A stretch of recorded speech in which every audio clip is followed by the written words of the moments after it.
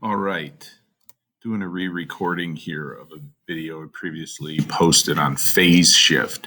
I made a it's not a terrible mistake. It's actually more of a trying to stay in line with MathXL.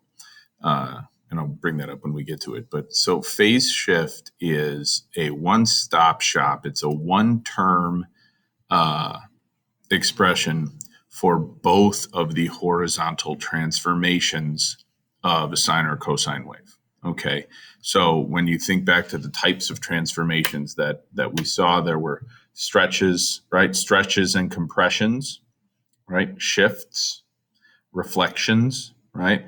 The two types of horizontal transformations that we see are horizontal stretching and horizontal compression, right? And then horizontal shifting, okay? Now, the phase shift accounts for both of those transformations. So you can see that here. It's the combination of horizontal shifting and the stretching and compression of the period length. And if you recall, if I write this in here, let's write it down here, okay? All of the transformations that are associated with horizontal movement occur inside the function, okay? Now, here's the big change to what I recorded previously. And even in a couple of the previous videos, this was a plus sign, okay? And again, it can be written as a plus sign, but in order to stay consistent with what they show on MathXL, I'm changing it to a minus. That's not going to make a huge difference, right? Okay. So if you recall, any multiplication inside the function, right? Anything that happens to just x and not the overall value, that's our horizontal transformation. So B is that factor that's going to determine the horizontal stretch or compression. We've talked about how that is affected, or how it affects the period length. The C value here, this is what accounts for the horizontal shift, okay? And again, if you remember, anything that happens inside the parentheses or inside the function itself, that is to x itself, that is opposites day. So when B is a small number, which typically you would think is as shrinking or compressing, it actually stretches the graph, right? And we use a minus here, and that's what we mean when C is a positive number. So if C is positive, we're subtracting a positive number, okay? You would actually be moving your graph. I have to get this right, so that's why I keep looking down here. But if C is a positive number, you're actually shifting the graph to the right.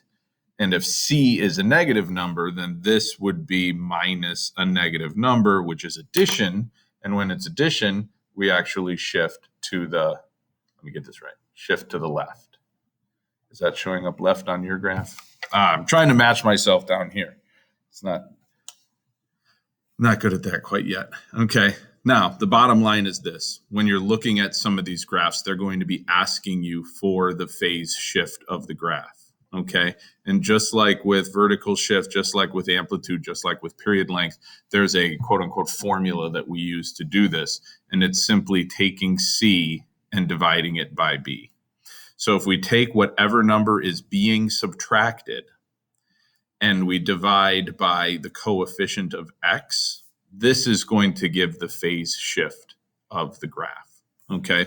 So let's take a look at a Desmos example of what this looks like, right? So here's C, okay? And they're in order here. We've got the vertical shift, which we'll talk about in a different video. We've got the amplitude, which changes the height of the graph, right? Let's set this at 1, okay? As close to 1 as we can get. B affects the length of the period, so that's the slinky motion, right? If B becomes really large, the graph actually compresses, and if B becomes really small, something between 0 and 1, the graph actually stretches out, right? So there's the stretch, there's the compression. Now with C, right, that's our horizontal shift. If C is a positive number, so if this is a positive number up here, okay, we're actually subtracting, which means we're moving to the right. So you see the entire wave move to the right when C is positive. When C is negative, you see the entire graph move to the left. Okay, so if let's set C at, well, if it's at 0, then there's no horizontal shift, and we see this sine, we see this sine wave, come on back. We see the sine wave going through the origin like it's supposed to, right? Here's its max, intercept, min, intercept. So there's our first period of the sine wave there. But as C becomes more positive, the graph moves to the right.